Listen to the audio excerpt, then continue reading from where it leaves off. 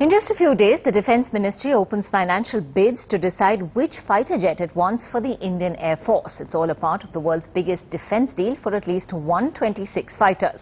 Vishnu Shom, who was at Fairford, England, has this exclusive report on the Eurofighter Typhoon, one of the two remaining finalists in that competition.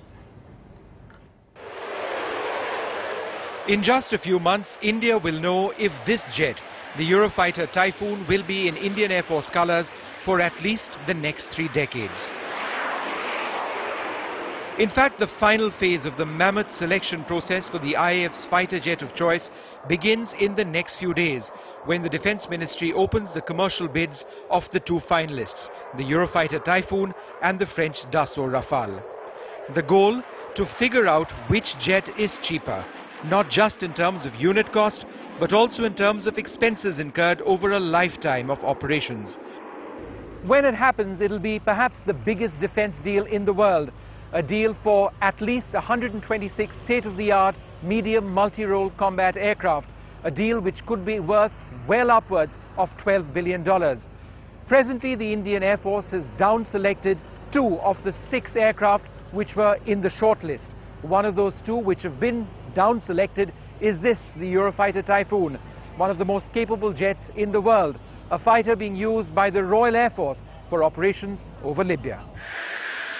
At the Royal International Air Tattoo, the world's largest military air show in Fairford in the UK, it was a no-holds-barred contest, as Eurofighter, a consortium of several European nations, tried to make the point they have the world's finest fighter jet. I think Typhoon would be a wonderful acquisition for India, not just for the Indian Air Force. I mean, it is the best fighter aircraft available in the world today. I think that goes, that's fact, the Indian Air Force will evaluate that themselves, but that's great.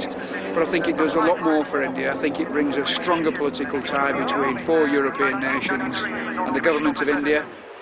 But the challenge from the Dassault Rafale is intense. Dassault, whose Mirage 2000 has been in service with the Indian Air Force for more than 2 decades, has a historic presence in India. Both France and the Eurofighter consortium offer India a close strategic partnership. With the Indian Air Force, we have a very close relationship between the Royal Air Force, again, historic fact, and if we can continue that, as we have done, for instance, we were over there last year with the Indradhanush exercise and so forth, then that, from an Air Force point of view, is really important, because you've always got something to learn. And given the environment, the terrain, the operating conditions, we've got a lot to learn from the Indian Air Force as well. So, of course, I'd like to build up that relationship. Of course, I'd like to see them as a strategic partner. For the IAF, the next few months will be crucial. Despite objections from 4 companies whose fighters were rejected by the IAF on technical grounds, the process to acquire the medium multi-role combat aircraft has been relatively smooth. It's now down to the final few months of selecting a winner, negotiating a final cost and signing on the dotted line. At Fairford, England, Vishnu Shom for NDTV.